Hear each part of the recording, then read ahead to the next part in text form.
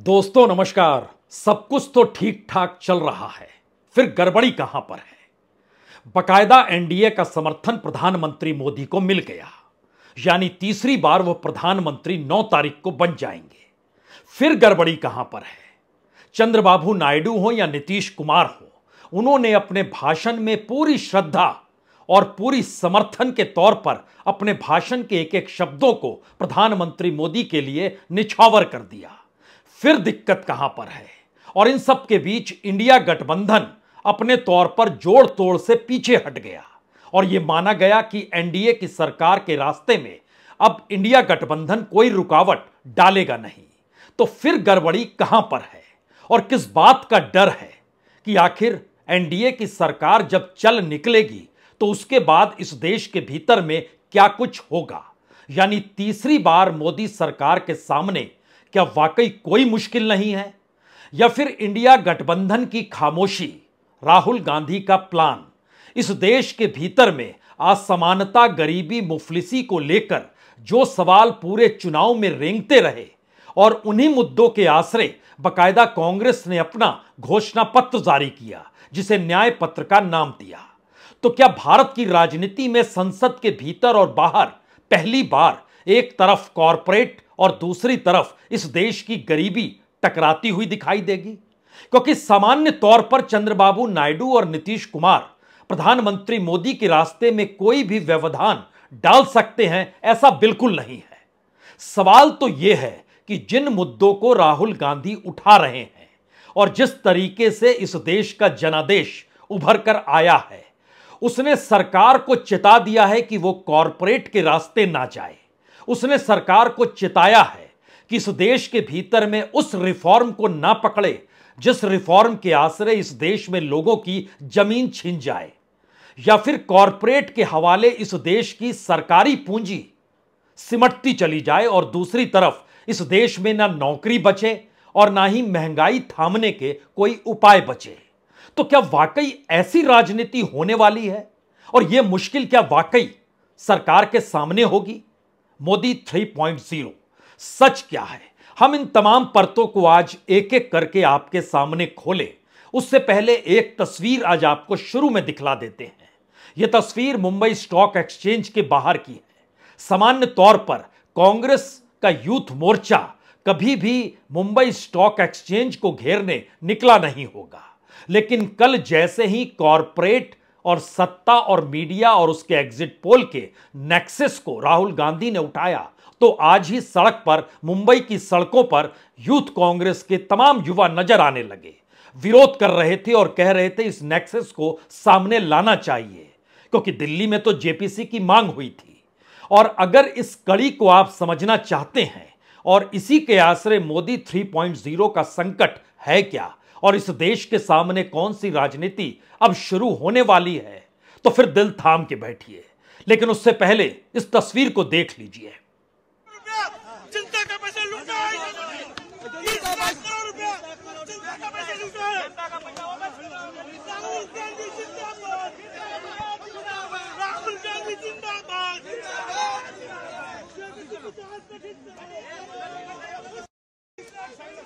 नहीं चलेगी, नहीं चलेगी, नहीं चलेगी।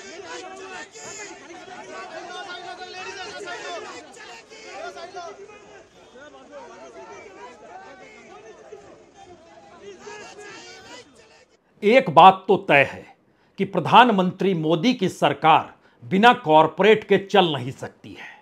एक बात यह भी तय है कि कॉरपोरेट और उसकी पूंजी, या कहें सही मामले में पॉलिटिकल कैपिटल कहें या फिर इकोनॉमिक एस्पेक्ट में पैसे की जरूरत और उसी आश्रय सरकार को चलाना और उसी आश्रय नीतियों को बनाना इस देश में बीते 10 बरस कुछ छुपा नहीं है।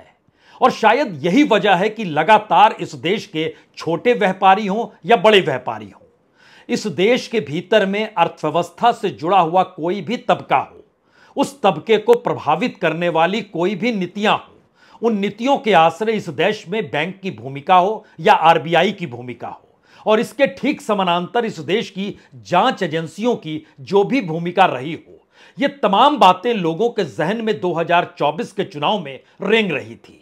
अब सवाल यह है क्या वाकई उन पुराने रास्तों को प्रधानमंत्री मोदी छोड़ देंगे या फिर उन रास्तों पर कहीं तेजी से चलना चाहेंगे, क्योंकि वह जानते हैं इससे पहले कि कॉरपोरेट उनकी सरकार को लेकर फिसले और विकल्प के तौर पर विपक्ष की दिशा में देखना भी शुरू करे, उसमें कहीं ज्यादा तेजी लानी होगी।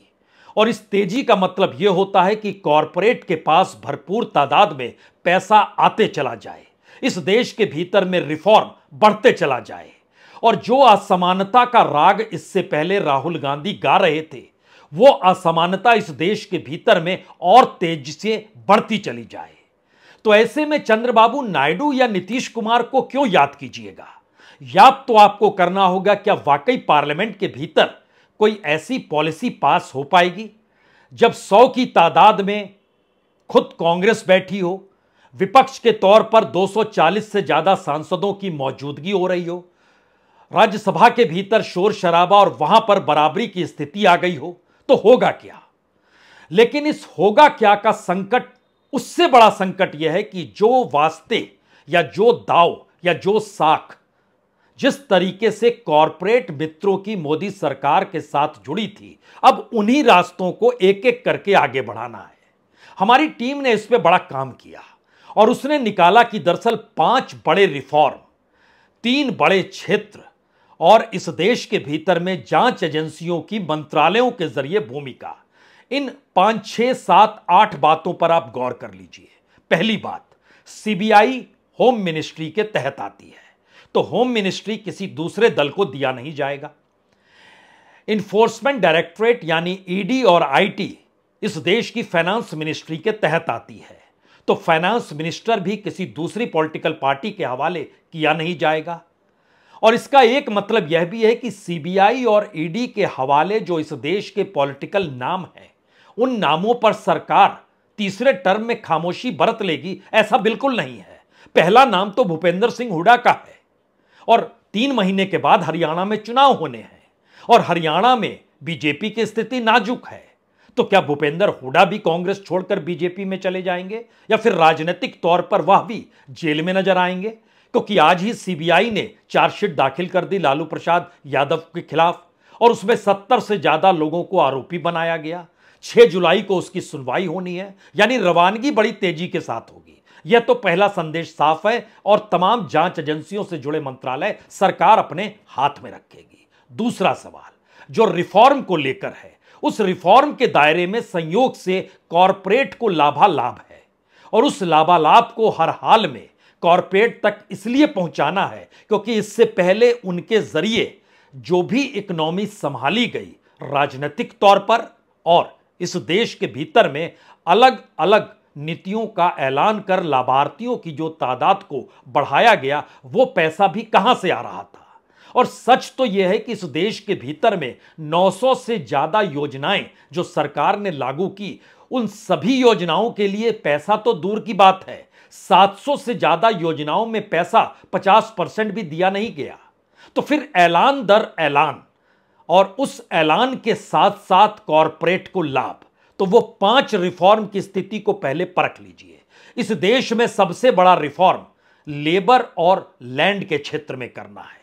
लेबर और लैंड का मतलब बहुत साफ है, जिन क्षेत्रों में जमीन चाहिए इस देश के बड़े कॉरपोरेट हाउसेस को, जिन क्षेत्रों में मजदूरों की तादाद एक लिहाज से इतनी बड़ी तादाद फ्री ऑफ कॉस्ट आ जाए जहां पर मिनिमम वेजेस भी बताने की जरूरत ना पड़े, उसके लिए रिफॉर्म लेबर और लैंड के क्षेत्र में बड़ा व्यापक होना है और इसका लाभ इस देश के कॉरपोरेट को मिलना है, बड़े इंडस्ट्रियलिस्टों को मिलना है, इससे कोई इनकार करेगा नहीं। दूसरा बड़ा रिफॉर्म इस देश के भीतर में ग्रीन एनर्जी के क्षेत्र में है, जहां पर लिथियम सेल बैटरी भी है और ईवीज का प्रोडक्शन भी है, और वह भी इस देश के 2 बड़े कॉरपोरेट हाउसेस उसमें घुस चुके हैं।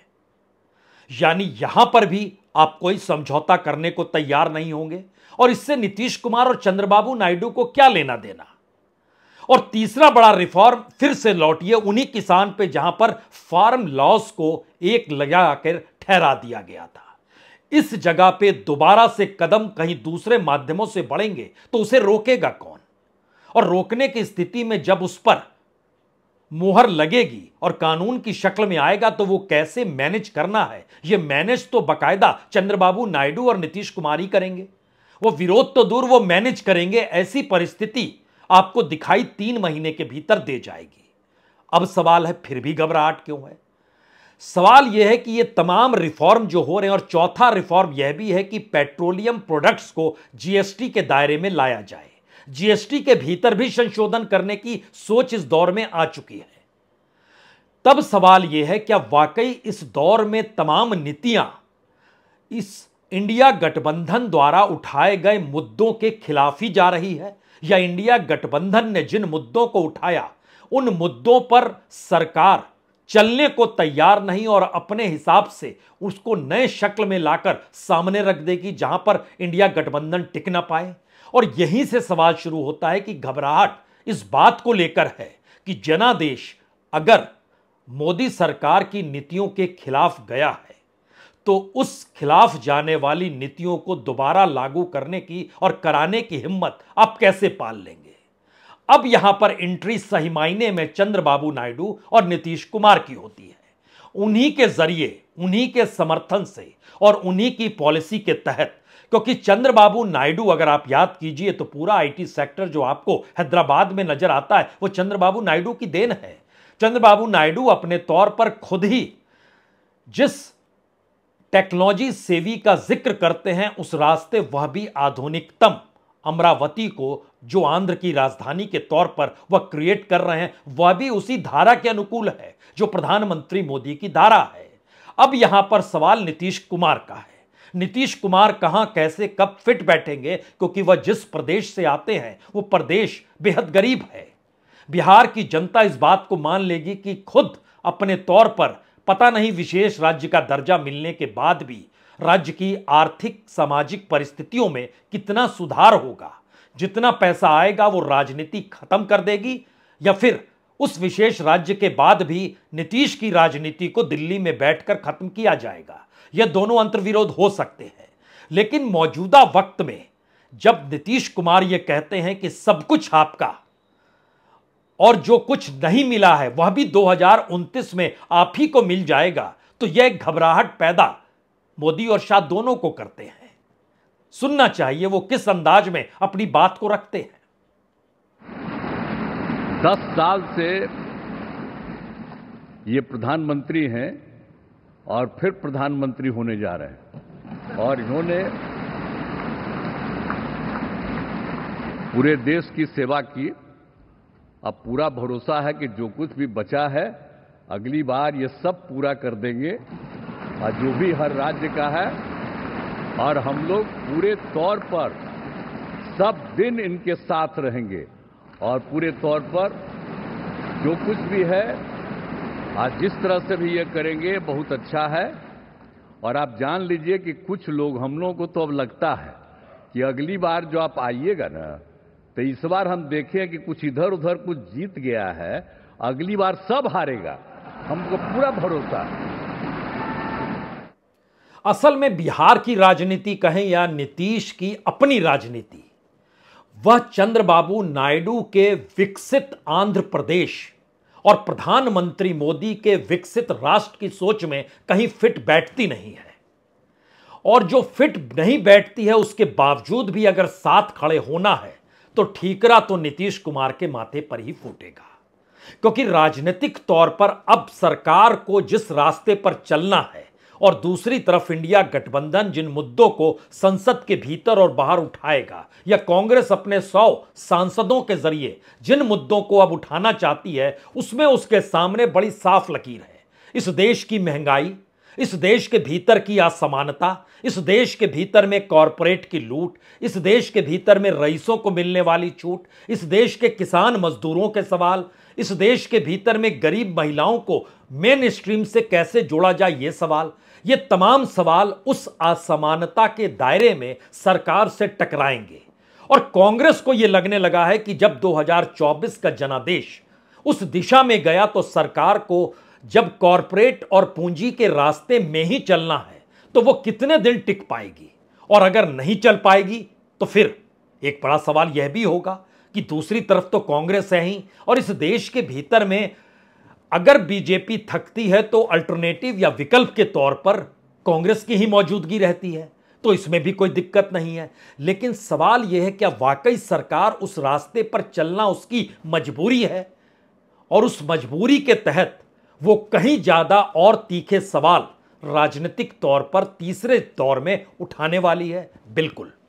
इसीलिए वो कम्युनिकेशन डिपार्टमेंट भी किसी को नहीं देगी, क्योंकि उसको पता है स्पेक्ट्रम का खेल इस देश में बड़ा है। कम्युनिकेशन के फील्ड में एक बड़े तरीके से एक रेवोल्यूशन इंडिया में होना, और इंडिया अभी खुला बाजार है।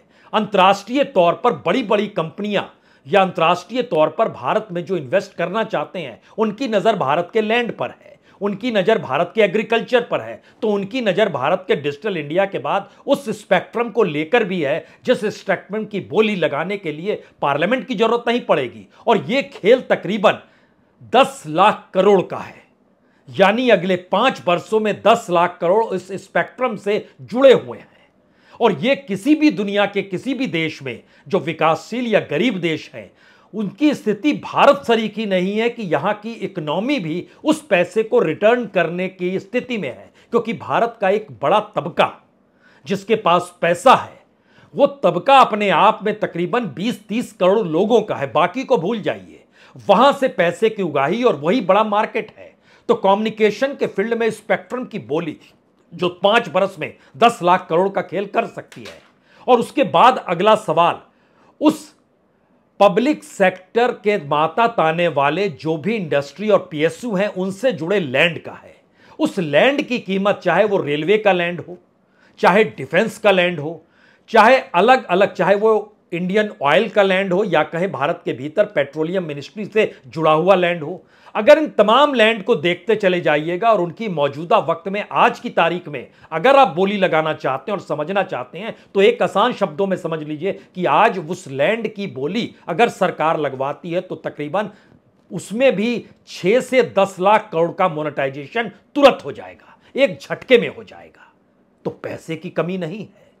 और यहीं पर सवाल यह है कि अगर कम्युनिकेशन स्पेक्ट्रम का फील्ड है और अगर उसके साथ लैंड का फिल्म है, तो तीसरी मिनिस्ट्री जो है वो कोल से जुड़ी हुई है, यानी इस देश के भीतर में जो कोल ब्लॉक्स हैं उनको भी तो बेचा जाना है, और बड़ी तादाद में उसके लिए भी पावर सेक्टर से जुड़े हुए लोग, पोर्ट से जुड़े हुए लोग, यानी वही कॉरपोरेट मित्र, और उनकी संपत्ति इस दौर में जो बढ़ेगी और जिस लिहाज से जो फाइनलाइज चीजें हो रही हैं, उसमें कोई शक मत कीजिएगा।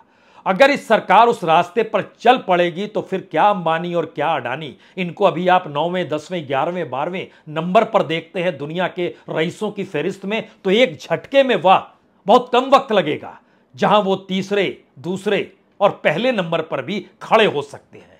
क्योंकि ध्यान दीजिए, रिजल्ट आने के बाद अंबानी के सारे शेयर डाउन हो गए, एग्जिट पोल के वक्त अडानी के सारे शेयर ऊपर चले गए, यानी बड़े कॉरपोरेट ने एग्जिट पोल के बाद शेयर को बढ़ते देखा, रिजल्ट आने के बाद नीचे जाते देखा, और उसके बाद अगले 48 घंटों में क्या हुआ, दोबारा शेयर की वही स्थिति आ गई जहां पर वो खड़े थे। तो इसका मतलब है पूंजी पंप कहां से करना है, उस पूंजी के आसरे कैसे और पूंजी को बनाना है। सवाल यह नहीं है इस देश में रोजगार कैसे पैदा करना है, सवाल यह भी नहीं है कि बड़ी इंडस्ट्रीज कैसे प्रोडक्शन से जुड़े, सवाल तो यह है कि बड़ी तादाद में इस देश के मजदूर कैसे उस इंडस्ट्री में खपने को तैयार हो जाएं, और दूसरी तरफ एग्रीकल्चर का रास्ता छोड़ दें जो भारत में लगभग 65% आबादी को पनाह दिए हुए है। राजनीतिक तौर पर यह परिस्थिति चंद्रबाबू नायडू की उस सोच के अनुकूल है जहां पर राजनीतिक तौर पर वो अमरावती शहर को देखते हैं, जिसके लिए उनके दिमाग में बड़ी बड़ी योजनाएं हैं। और शायद इसीलिए आज जब वो खड़े हुए तो बताए कि इस दौर में सबसे बेहतरीन नेता दूसरा कोई नहीं है। India is having right leader, right time, that is Narendra Modi जी।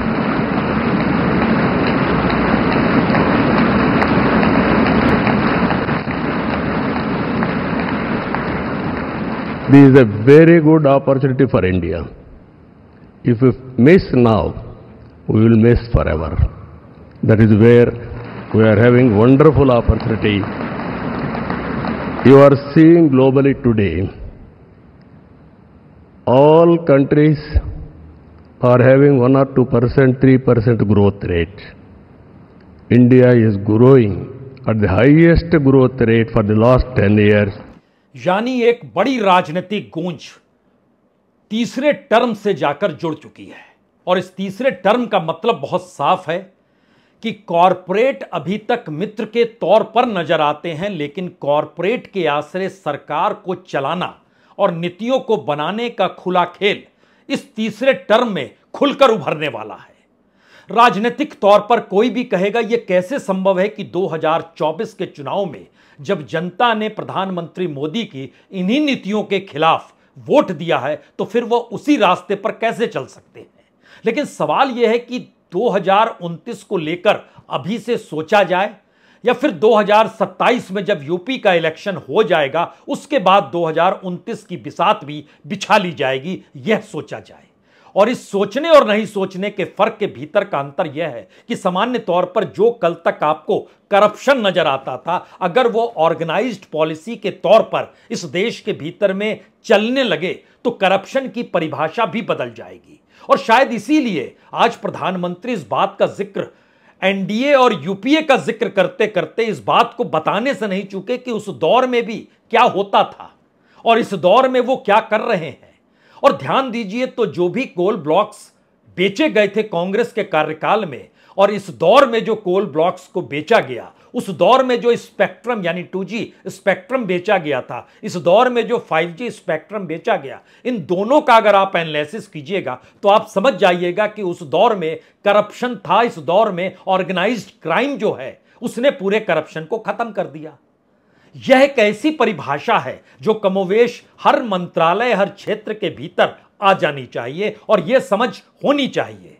अब सवाल है नीतीश कुमार या चंद्रबाबू नायडू को इससे क्या लेना देना, क्योंकि प्रधानमंत्री तो खुद को करप्शन फ्री बतला रहे हैं और करप्शन का जिक्र पुराने घोटालों से कर रहे हैं जो 10 बरस पहले जिन बातों का जिक्र होता था। यानी राजनीतिक बिसात जो बिछाई जा रही है उसमें यह सरकार कैसे चलेगी। और दूसरी तरफ राहुल गांधी जिन मुद्दों को उठाकर वो जान रहे हैं कि इन मुद्दों के आश्रय ही सरकार को आगे बढ़ना है, तो फिर अगले चुनाव में या इस दौर में जो राज्यों के चुनाव होंगे वहां पर कांग्रेस धीरे धीरे मजबूत होगी, क्योंकि इस दौर में कांग्रेस को दुगनी सीटें मिल गई पिछली बार की तुलना में। और उनकी अपनी पॉलिसी जो उन्होंने अपना मैनिफेस्टो बनाया उस पर जनता की सहमति ही नहीं हुई, बल्कि इस देश के तमाम क्षत्रप चाहे वो यूपी हो, बिहार हो, महाराष्ट्र हो, झारखंड, सभी उस रास्ते चलने को मजबूर हो गए और उन्होंने माना कि दरअसल यह करना होगा। और शायद इसीलिए इस दौर में प्रधानमंत्री या गृह मंत्री जो पहले थे अमित शाह, इस बार कौन सा पद उन्हें मिलेगा यह तो इंतजार करना होगा। लेकिन मोदी शाह या कहें गुजरात लॉबी के भीतर डर इसी बात का है कहीं यह राजनीति एक झटके में पार्लियामेंट शुरू होने के बाद नेकेट ना हो जाए, यानी खुलकर सामने ना आ जाए। इसीलिए अभी से ही उन नीतियों को बताते हुए मौजूदा वक्त में अपनी बिना करप्शन की सरकार का जिक्र करते हुए पुराने दौर के करप्शन का जिक्र करने से प्रधानमंत्री भी चूक नहीं रहे हैं। एनडीए ने हमेशा करप्शन फ्री, रिफॉर्म ओरिएंटेड, स्थिर सरकार देश को दी है। जब जब हमें अवसर मिला हम लोगों ने काम किया है। उसके सामने कांग्रेस नेतृत्व वाली यूपीए, अब उन्होंने पुरानी अपनी छवि सुधारने के लिए नाम बदल दिया, लेकिन पहचान घोटालों की है। आए दिन घोटाले, यही पहचान रही है।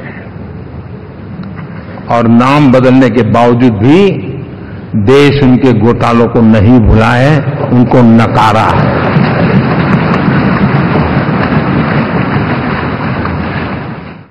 ध्यान दीजिए तो इस पूरी प्रक्रिया के भीतर 3-4 बड़े सवाल छुपे हुए हैं। पहला सवाल तो यही है कि बीते 10 बरस में कॉरपोरेट के अनुकूल होने वाली सरकार अब अगले 5 बरस में कहीं ज्यादा कॉरपोरेट अनुकूल होने वाली है। दूसरा बड़ा सवाल, जो पूरा का पूरा पॉलिटिकल फंडिंग जो इलेक्टोरल फंड के जरिए हम लोगों की आंखों के सामने आया, अब उसका विकल्प इस देश की नीतियों के साथ खोजा जा रहा है, जिसमें स्पेक्ट्रम भी है, लैंड भी है, लेबर भी है, ग्रीन एनर्जी भी है, कोल माइंस भी है, वो तमाम चीजें हैं जो आप सोच सकते हैं। और जीएसटी का रिफॉर्म भी है। यानी पॉलिटिकल फंडिंग या पॉलिटिकल पैसा कैसे आए और उसी के आसरे राजनीति साधी जा सकती है, इसके रास्ते इस देश के भीतर में गवर्नमेंट की पॉलिसीज के जरिए बढ़ेंगे और वो पॉलिटिकल पॉलिसी जो बनेगी वो कैबिनेट की मीटिंग से निकलेगी, जहां पर पार्लियामेंट की जरूरत नहीं है, लेकिन उस कैबिनेट की बैठक में चंद्रबाबू नायडू और नीतीश कुमार की मौजूदगी होगी या उनके मंत्रियों की मौजूदगी होगी, या फिर उनको वैसे मंत्रालय दिए जाएंगे जिनकी जरूरत ना पड़े उस कैबिनेट की बैठक में। ये सारे सवाल हो सकते हैं, लेकिन बड़ा सवाल यह है कि दरअसल ये पूरी की पूरी इकोनॉमी और उस अर्थव्यवस्था के आश्रय सरकार का चलना चलाना आखिर में जाएगा तो नीतीश कुमार और चंद्रबाबू नायडू के ही कांधे पर। बीजेपी तो पहले से चली आ रही थी, अब उसमें तेजी आएगी। पहला सवाल यह है। दूसरा सवाल है इस देश की जो एजेंसियों को लेकर सवाल था। एक तरफ इकोनॉमिक रिफॉर्म है और इस देश में सरकार की संपत्ति को बेचने की परिस्थिति, और तीसरी तरफ जांच एजेंसियां हैं। जांच एजेंसियां अपने तौर पर पॉलिटिकल वे में काम करती रहेगी और उसमें और तेजी आएगी, लेकिन इस बार उसके दायरे में पॉलिटिशियन से जुड़े उन व्यापारियों को, उन बिजनेस पर्संस को पकड़ा जाएगा और उनको दायरे में लिया जाएगा और वह बहुत तेजी से आपको शिफ्ट होते हुए दिखाई देंगे। यानी अभी तक जो भी पूंजी मिल रही थी जिस भी सरकार को, राज्य सरकारों में जो छत्रप के तौर पर थे, ऐसा नहीं है कि उनकी पाइपलाइन इस दौर में खुल जाएगी, बिल्कुल नहीं, वह पाइपलाइन भी बंद ही रहेगी। तो यह दूसरी परिस्थिति आ गई। और तीसरी परिस्थिति, यह सबसे मुश्किल भरे हालात सिर्फ इतने हैं कि इस दौर में कांग्रेस पूरे तरीके से तैयार है कि इस देश के उन मुद्दों पर ही चलेगी जिन मुद्दों को लेकर उसने अपना न्याय पत्र शुरू किया। यानी असमानता खत्म होनी चाहिए, गरीबी और गरीबों को मुख्यधारा में लाना होगा, उनकी आर्थिक स्थिति को सुधारना होगा, इस देश में कॉरपोरेट को मिलने वाले लाभ को रोकना होगा, जो कर्ज लिए हुए हैं उनको पकड़ना होगा, बैंकों के ऊपर नकेल कसी जानी चाहिए। आरबीआई जिस तरीके से सरकार के लिए सब कुछ देने को तैयार हो जाती है, उसका व्हाइट पेपर लेकर आना होगा।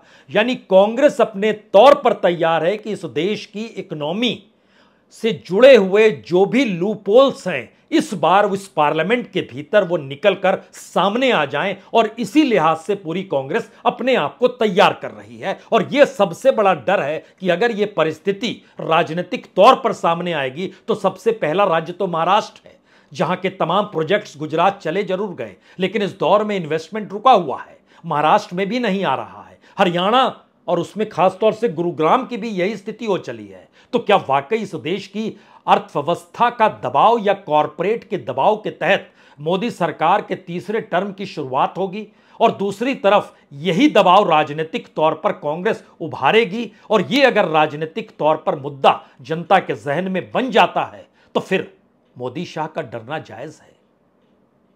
सियासत का ये रंग आपको नजर आएगा। शपथ तो होने दीजिए 9 तारीख को शाम 6 बजे राष्ट्रपति भवन में। बहुत बहुत शुक्रिया, बहुत बहुत शुक्रिया।